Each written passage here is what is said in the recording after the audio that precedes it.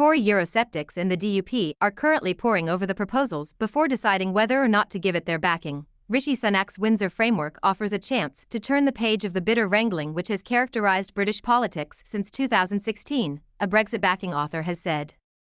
And, speaking before predecessor Boris Johnson's intervention later in the week, Matthew Goodwin, professor of politics in the School of Politics and International Relations at the University of Kent, argued the Prime Minister has sufficient political capital in the bank to start a new chapter in the Brexit story. Mr. Sunak and Ursula von der Leyen, President of the European Commission, staged a joint press conference in London on Monday to unveil details of an agreement they hope will resolve outstanding issues with the Northern Ireland Protocol, the controversial mechanism intended to prevent a hard border on the island of Ireland.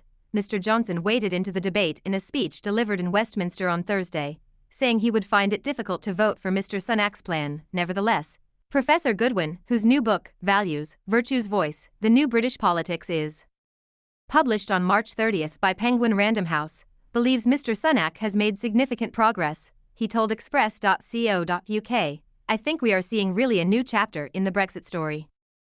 Rishi Sunak has won plaudits on both the left and the right, and this may be the beginning of a recovery in his party's fortunes. If you think about Sunak in the context of the Union, then over the last month, he's helped to bring down Nicola Sturgeon, he's helped to essentially deal a blow to the independence movement in Scotland, and now he's arguably helped improve the situation in Northern Ireland."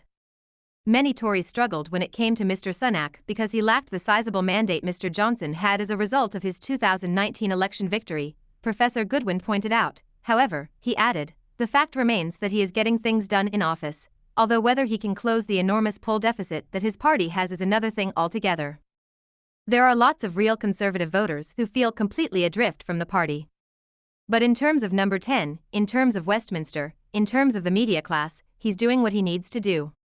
The new proposals are being carefully scrutinized by both the Eurosceptic Tory MPs in the European Research Group, ERG, and members of the Democratic Unionist Party, and Professor Goodwin acknowledged the ongoing, albeit slimmed down, role of the European Court of Justice, ECJ, would remain a concern to both groups. He said, "That will make many Brexiteers feel instinctively anxious and uneasy, that it will also make many voters feel instinctively anxious and uneasy. The bottom line with Brexit was about a reassertion of the primacy of the UK's domestic institutions and laws over those in Brussels and Strasbourg.